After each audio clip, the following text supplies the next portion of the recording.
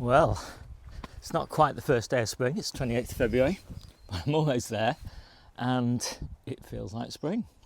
I'm going to give you a quick look around the plot. Everything is kind of primed for growth and all the beds are, almost all the beds are replanted, and it's a really exciting time for the year-round gardener. So come on, let's have a look around. So this is the main path on the plot. I've got my biggest garlic bed here. I've got a couple more garlic beds back in the kitchen garden, but this is my kind of pride and joy. It's looking great. Every single one I think has come up. Colettes, not a lot of life left in these colettes yet, but I mean they are just an amazing source of fantastic brassicas at this time of year. I mean they're just so abundant. You know, each one of those, let me just snap one off. There's a gorgeous little bundle of kale leaves, and yeah, just so tender and sweet and lovely. And as you can see, there's a lot of them there. And I'm just kind of finishing off the bustles now. Just got just a few on the tops there, just to pick. I always leave a few on the tops because they just sweeten up so nicely there. But probably 2 more weeks and then all the bustles will be gone. And getting ready, reconditioning the few beds that I've got that aren't planted. Get those replanted soon. I'm using mushroom compost for mulching most of my beds where I'm not using homemade compost. Plenty of leeks left there though. And oh yeah, just look at the elephant garlic. So this is the elephant garlic bed that we eat from. I've got another bond that grows the rounds. So generally what I do is I grow mature bulbs in this bed and I grow the rounds that I plant in this bed in July in another bed. And we also, because you can see there's a few places where, you know, they're kind of crammed together. You know, there's like 4 in that little spot there. We won't go very big with 4, so I'll grow a few rounds, but I'll also thin them out. And I use the thin-ins as leeks because they work well as leeks, elephant garlic. They're in the leek family rather than the garlic family. And yeah, the thin-ins are great. And you can be eating those thin-ins in sort of May and June when the leeks are finished. So it kind of keeps the leeks going a bit longer. I've got summer leeks in the greenhouse at the moment, growing away quite nicely. But yeah, we do like our leeks. And got a few blueberries there. And then the gooseberries just coming into leaf, which is lovely. And I've cut back all of my autumn fruiting raspberries, and they grow through the leeks, through the gooseberries. And that seems to work really nicely for me because by the time the autumn fruiting raspberries have kind of taken over the bed, the gooseberries have all finished. And often the sawfly have eaten all the leaves by then. So then at the back there, I've got loads of beetroot, and we'll keep on harvesting that for another few weeks, and then we'll pull all that and put it into store. I'll show you a few actually, because I'm harvesting some today, but their quality is still really lovely. In here, I've just got a few scrappy lettuces, and that is going to be my carrot bed in May. So I'm hoping a few of those lettuces kind of carry on and give us a good harvest through April, May. And this is my current carrot bed. And you can see it's interplanted with lots of lettuce, which is good because I don't have a huge amount of lettuce right now. Let me just get out of the shadow there. But yeah, loads and loads of lovely carrots. And I've just picked a bunch there for today for the family. That'll actually last us a couple of weeks. But as I say, there's plenty more carrots there. And really the carrots, they tend to go to seed in about second week of April. So there's not, you know, I've got to get through all those basically in the next sort of 7 weeks. And a few more lettuces there that are actually doing quite nicely. And they were also obviously interplanted in this carrot bed, and we've been eating that carrot bed all the way through winter. So back walking past all these beautiful beetroot, And this was the winter spinach bed, and I've just taken all that spinach out now because I've got enough spinach, and put cauliflowers, Cabarges, more cauliflowers, and beetroot right at the end there. That's my second batch of beetroot. First batch is in the Polytunnel. This mini greenhouse, which is currently full of potatoes and tomato halos and bags of strulch, is going to be my melon house, but it's got a while yet. So here, just peeking through, is my freshly mulched strawberry bed. And at one time I was kind of concerned about putting a deep mulch of wood chip over these, but they always just push through, and they're always really happy, and I always get a lovely crop, and obviously reduces the amount of watering I need to do, provides a good feed, and keeps the slugs and snails down. And then over there is my carrot bed. So this is the bed of carrots that I'm hoping will take over from the carrot bed that we've just seen, and I'm hoping it'll do that in May. So I started it in October, well maybe actually late September. They're really small, that's the kind of key.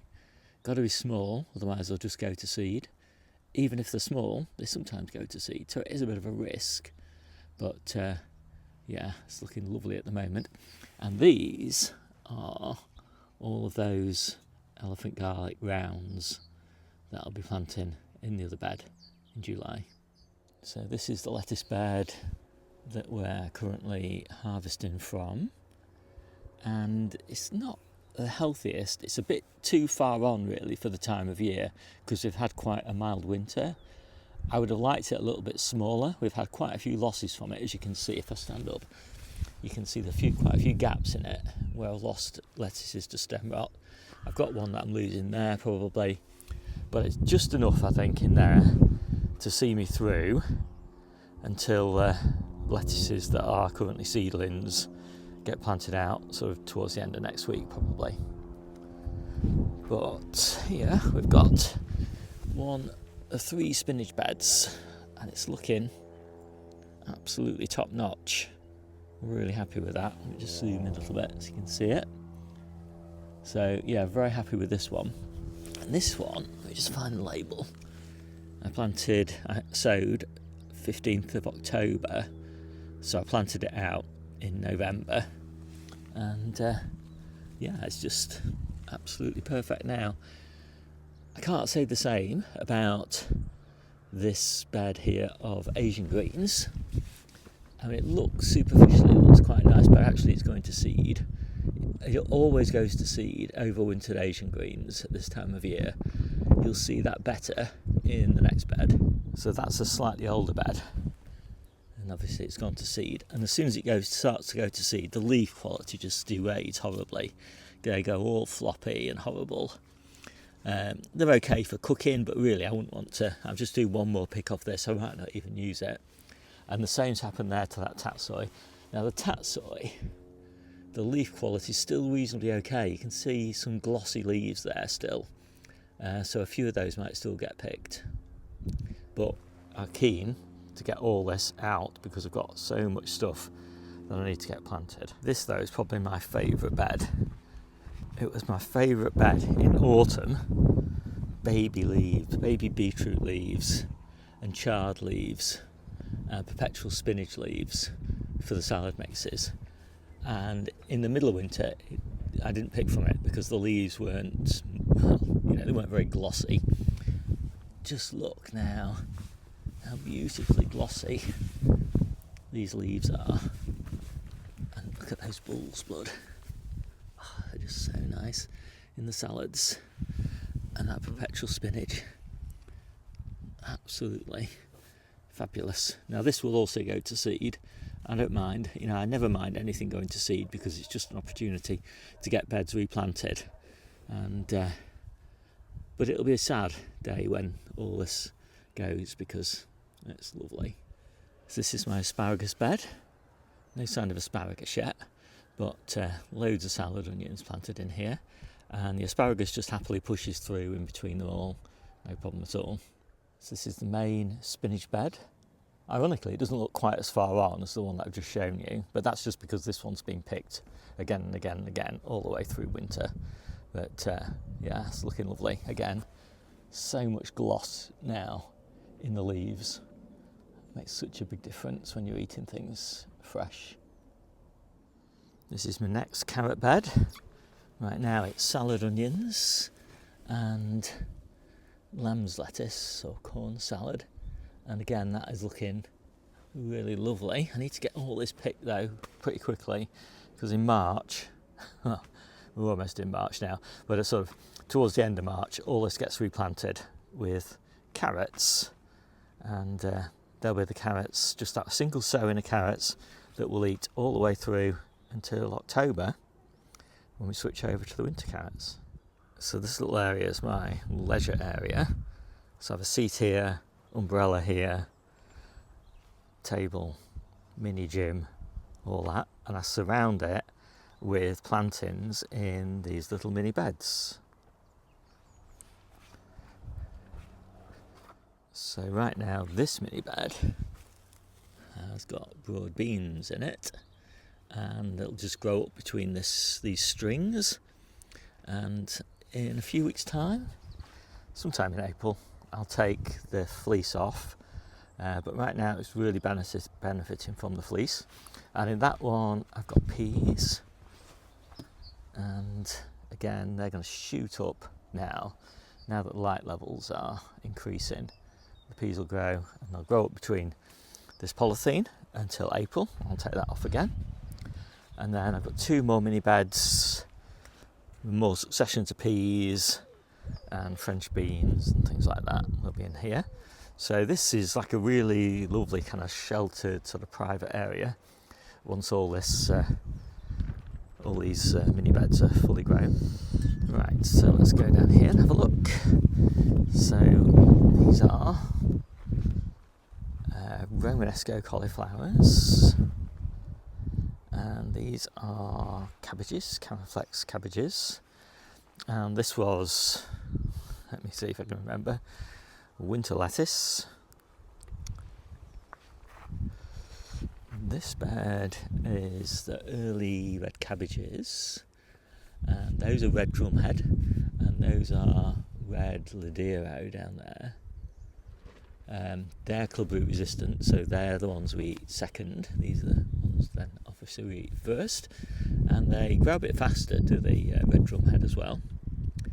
A bit of spinach in there, just using up the space while the cabbage gets going, and some red stem pak choy down there. Let me see if I can zoom in a bit more. Red stem pak choy there, and some tatsoi there, and that is also going to seed.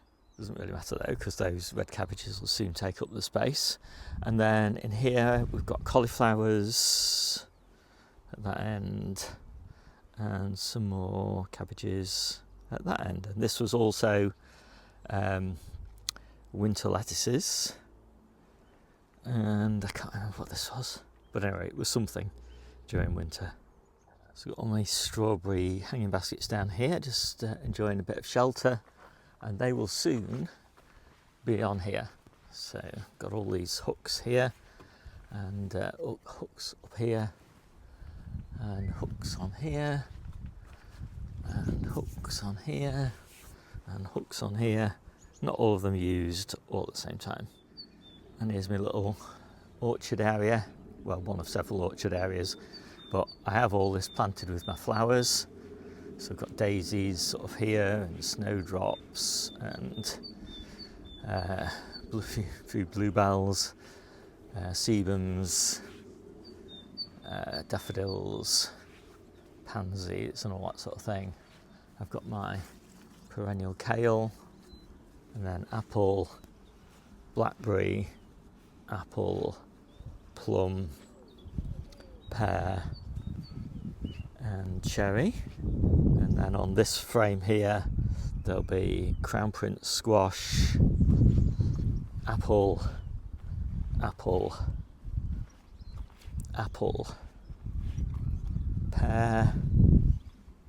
pear, cherry, apple. And there, pear, pear. Can you see it? Pear. And then all these frames will all be Crown Prince squash, and then another apple there. And I've got another one of those frames down here, which will also be Crown Prince squash. So, as I'm fond of saying, so many things going on in my videos, it's hard for even me to keep track of it all. So I do recommend subscribing to my weekly newsletter, and that makes everything so much more manageable. Everything that I'm sowing, pricking out, potting on, planting, everything I'm harvesting, all the problems that I'm having, links to all my other resources, you know, thousands of videos, my ebook, which is pretty comprehensive, my gardening database, all that, it's all free. And yeah, the newsletter just kind of acts as a weekly gateway to it all.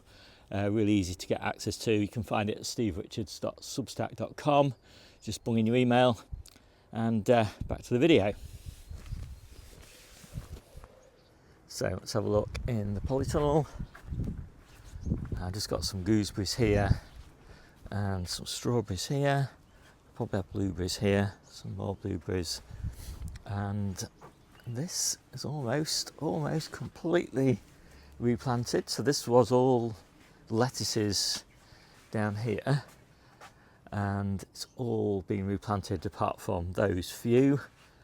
Those will get replanted very soon with lettuces again, and then in May all of this will be summer veggies, tomatoes mainly. But right now, lettuces, salad onions, one lettuce that looks like it's dying, tatsoi, turnips, beetroot all the way down here. As I say, old lettuces, more tatsoi. It's interesting actually, so all that tatsoi there was the same sowing. It's just that these little tiny ones weren't planted in the ground, they were just left in the modules until today, and I've just filled in some gaps, and these were the ones that were planted earlier. So all that extra growth in I don't know, a week and a half or something like that. And then I've got my red stem patchois down there, and so all that tatsoi and red stem patchoy, that's all currently going to seed, that's got one more week of harvest left in it. This will be ready in a week's time, so it should take over nicely. It won't last very long, you know, 3 or 4 weeks probably before this goes to seed as well. But by then we're nearly in April, and I'll just bung something else in for a week, and then we'll be in tomato season. So underneath here I've got Claytonia, which is looking amazing, and then Cabarges down the middle. So this was all lettuce, just taken the last few lettuces out today. Anyway, Cabarges down the middle, tatsoi down the edges, red stem patchoy down the edges, radishes down this edge here, salad onions overwintered there, and yeah, and it looks very unimpressive at the moment, doesn't it? But not long before that all sort of fills out and looks lovely again. And then some more Claytonia there, and just a few spares, and some parsley there. So I'm going to get on and do the harvest now. I'll just show you the end result. Not bad for spring. And I think I'm done. So I hope you like this quick video. My name's Steve. This is the Outgrow channel, and I'll see you soon.